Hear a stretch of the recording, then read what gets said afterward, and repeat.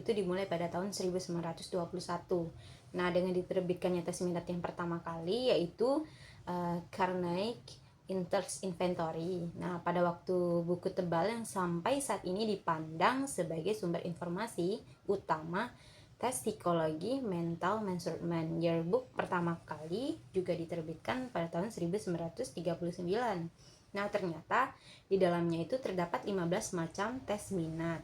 Menurut Nur Aini 2012, dalam skala internasional, tes minat yang paling banyak digunakan pada saat ini adalah SVIB dan KPS. Nah, yang dimana SVIB ini adalah Strong Vocational Interest Blank yang pertama kali dipublikasikan pada tahun 1927.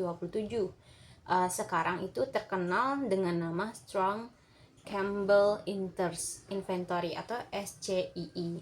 Dan yang kedua yaitu Kunder Perfect Survey atau KPS. Nah, yang dimana ini pertama kali juga dipublikasikan pada tahun 1939. Tes Kunder ini juga digunakan oleh tentara Amerika Serikat sejak Perang Dunia Kedua, dan banyak inventory yang dipublikasikan setelah perang. Sampai dengan saat penerbitan Mental Measurement Yearbook yang terakhir, ternyata terdapat lebih dari 80 tes minat yang ada. Pengertian tes peminatan menurut Nestiti dan Laili 2020 halaman 14, tes minat adalah instrumen yang diharapkan bisa untuk mengungkapkan reaksi seseorang menghadapi bermacam-macam situasi yang secara keseluruhan merupakan cerminan dari minatnya seseorang tersebut. Nah, gambaran hal-hal yang disukai oleh seseorang, misalnya bagi seorang siswa atau mahasiswa, tes minat akan memberikan gambaran bidang pendidikan yang disukainya. Nah, atau bagi karyawan, tes minat ini akan menunjukkan bidang pekerjaan yang disukai seseorang tersebut.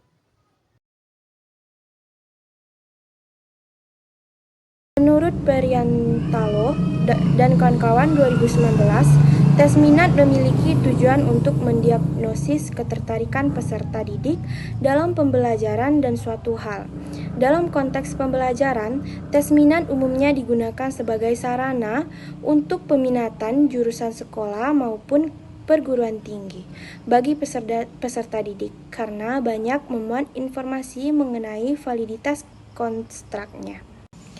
Menurut Periantalo dan kawan-kawan 2019, tes minat adalah tes yang dirancang untuk mengetahui minat seseorang dalam berbagai bidang.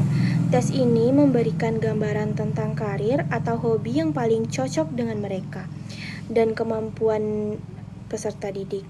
Berikut beberapa kegunaan tes minat. Yang pertama, untuk perencanaan karir. Hasil tes minat membantu kita memilih jalur karir yang sesuai dengan minat dan kemampuan kita. Ini penting dalam mencapai kepuasan dan kesuksesan dalam pekerjaan suatu saat nanti. Yang kedua, memilih program studi. Bagi pelajar, tes minat bisa menjadi panduan dalam memilih program studi yang cocok dengan minat mereka. Hal ini bisa meningkatkan motivasi belajar dan keberhasilan akademik. Yang ketiga, pengembangan pribadi. Dengan mengetahui minat, kita bisa mengembangkan potensi diri secara maksimal. Ini bermanfaat tidak hanya dalam karir, tetapi juga dalam kehidupan pribadi dan sosial. Baiklah, materi keempat yaitu bentuk-bentuk tes peminatan. Menurut Nastiti dan Laili, berikut akan dijelaskan bentuk-bentuk tes minat. Yang pertama yaitu Kunder. Penamaan tes ini diambil dari nama penyusunnya yaitu G. Friedrich Kunder. Tes Kunder memfokuskan diri pada pengukuran bidang minat yang luas yang mungkin dimiliki seseorang, sehingga hasil tes akan menggambarkan bagaimana minat seorang pada semua bidang minat yang diungkap di tes Kunder. Tes Kunder ini dibagi dua.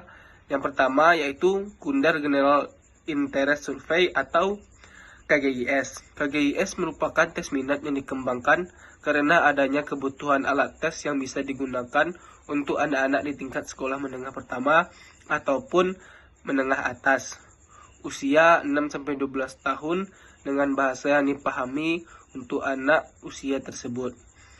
Kunder menyusun alat ini berdasarkan jawaban yang diberikan subjek coba, yaitu anak-anak.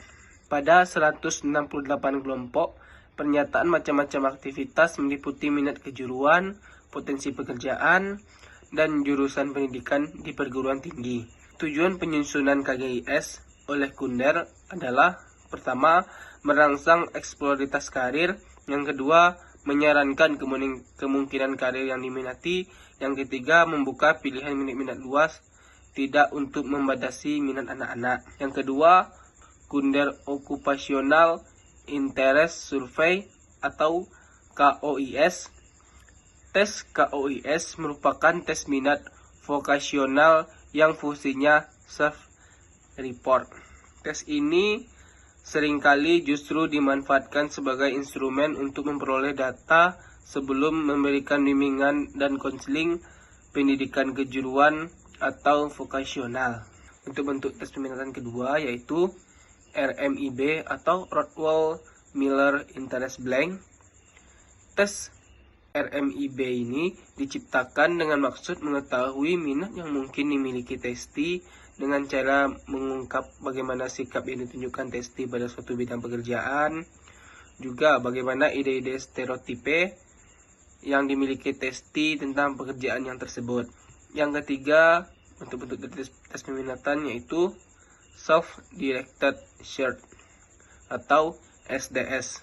Instrumen ini dikembangkan oleh J. Holland sebagai instrumen konseling pekerjaan yang bisa dilaksanakan sendiri, diskor sendiri, dan diinterpretasikan sendiri.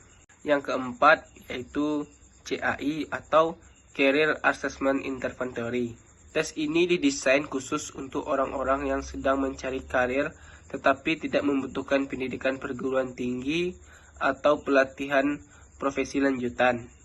CAI dipusatkan pada keahlian perdagangan, kerja klerikal, dan teknisi dan pekerjaan semi profesional.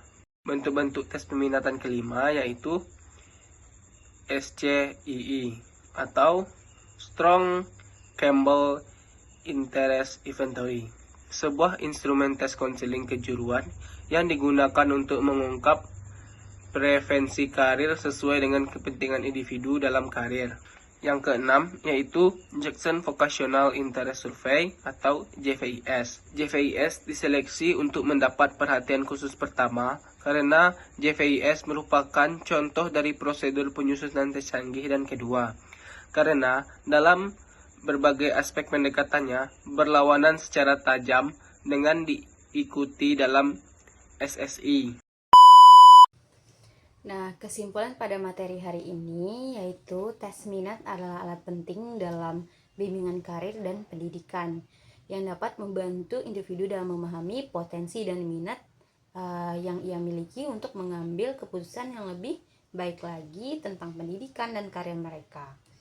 Nah, tes ini juga dirancang untuk mengungkapkan kemampuan khusus dan kecenderungan minat yang dimiliki oleh seseorang dan dapat juga digunakan untuk pengembangan diri dan perencanaan masa depan. Nah, tes minat ini juga memiliki tujuan yang sangat beragam, yang pada intinya bertujuan untuk membantu individu dalam memahami dan mengembangkan potensi yang dimiliki. Nah, dengan alat ini juga individu itu dapat membuat keputusan yang lebih terinformasi dan terarah yang pada akhirnya dapat meningkatkan kualitas hidup mereka secara keseluruhan lagi.